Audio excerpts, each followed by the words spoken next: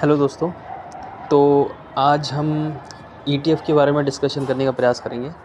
तो जो हमारा निफ्टी 50 है वो इंडिया को रिप्रेजेंट करता है, इंडिया के टॉप 50 कंपनीज़ को रिप्रेजेंट करता है। सेम ऐसे ही सेंसेक्स है, टॉप 30 कंपनीज़ को रिप्रेजेंट करता है। और ये दोनों जो है वो हमारे टॉप 30 और टॉप 50 कंपनीज़ को रिप्रेजेंट करता है। लेकिन इसके बाद जो इंडाइसेस है वो सेक्टोरियल इंडाइसेस है।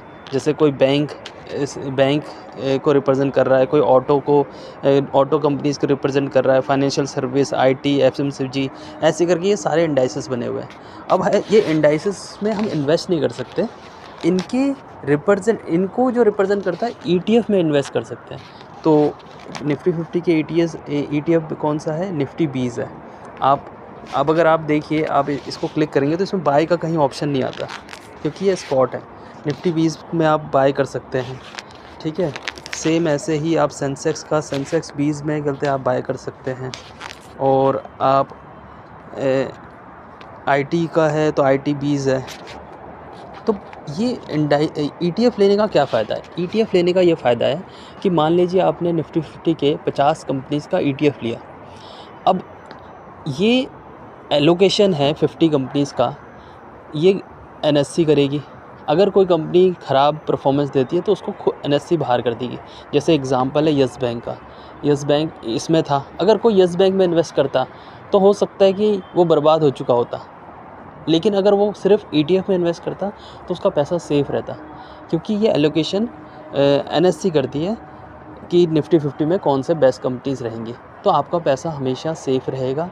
और जैसे ही डाउन होता है तो आप इसमें, जैसे अभी बजट से पहले 5% डाउन, बजट के दिन 5% डाउन था, आप उसमें इन्वेस्ट करते, ये वहीं पर जहाँ था वहीं खड़ा हो गया।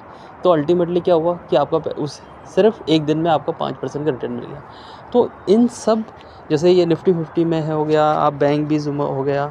तो अगर आप किसी बैंकिंग सेक्टर के कंपनी को लेना चाहते हैं तो उससे बेस्ट है आप ईटीएफ ले लीजिए, क्योंकि बैंकिंग सेक्टर किसी एक पर्टिकुलर बैंक का शेयर हो सकता है कि कई रीज़नों से ऊपर नीचे हो सकते हैं। कई रीज़न, उसमें मैनेजमेंट भी आ सकता है, उसमें एक्सटर्नल भी हो सकता है, इंटरनल भी हो सकता है। लेकिन जब आप ईटीएफ लेते हैं तो आप एक तरह से रिस्क मैनेजमेंट कर रहे हैं, ये कि आप इंटरनल प्रॉब्लम से बच जाएंगे। कोई एक्सटर्नल प्रॉब्लम ही आ सकती है कि अगर गवर्नमेंट ही बैंक में कोई रूल ला दे, या निफ्टी 50 अगर डाउन हो रहा है, आप अगर इसमें ईटीएफ में लगाने से डर रहे हैं, सोचेंगे कि निफ्टी 50 से लॉस होगा, तो ये सोचिए जब तक इंडिया है तब तक निफ्टी 50 है। हो सकता है इन फ्यूचर में नाम चेंज हो जाए, निफ्टी 30 हो जाए या 100 हो जाए, लेकिन वो कोई नहीं है। लेकिन मतलब इंडिया को रिप्रेजेंट कर रहा है, और ये आपका पैसा हमेशा बढ़ाएगा, सेफ और बढ़ाएगा भी, और साथ ही साथ आपको पीस ऑफ माइंड भी देगा। ये उतना फ्लैक्चुएट नहीं होता।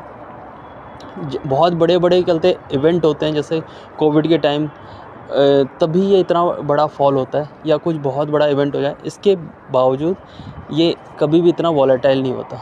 इंडाइसेस हमेशा लिमिटेड वॉलेटिलिटी में चलती है। तो ये आपका पैसा भी लॉन्ग टर्म में बहुत अच्छा ग्रो करेगा, और साथ ही साथ आपको पीस ऑफ माइंड भी देगा। और बाकी कंपनीज, किसी शेयर में आप लगाते हैं तो उसमें बहुत सारी चीज़ें इंटरनल भी होती है और जो आपके कंट्रोल में नहीं होती। और ये पूरा का पूरा गवर्नमेंट एक तरह से एनएससी इसको पूरा का पूरा मॉनिटर करती है। एनएससी बेस्ट टॉप 50 या टॉप बाकी सेक्टरियल कहते कंपनीज़ का कहते एलोकेशन करती है।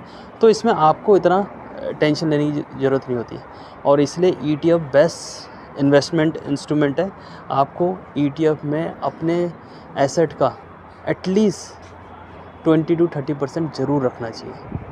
ये इक्वलेंट टू एफडी ही के जैसा सिक्योर ही माना जाता है। जितना एफडी आपका सिक्योर है, वैसा ही ईटीएफ भी आपका सिक्योर है। Thank you so much.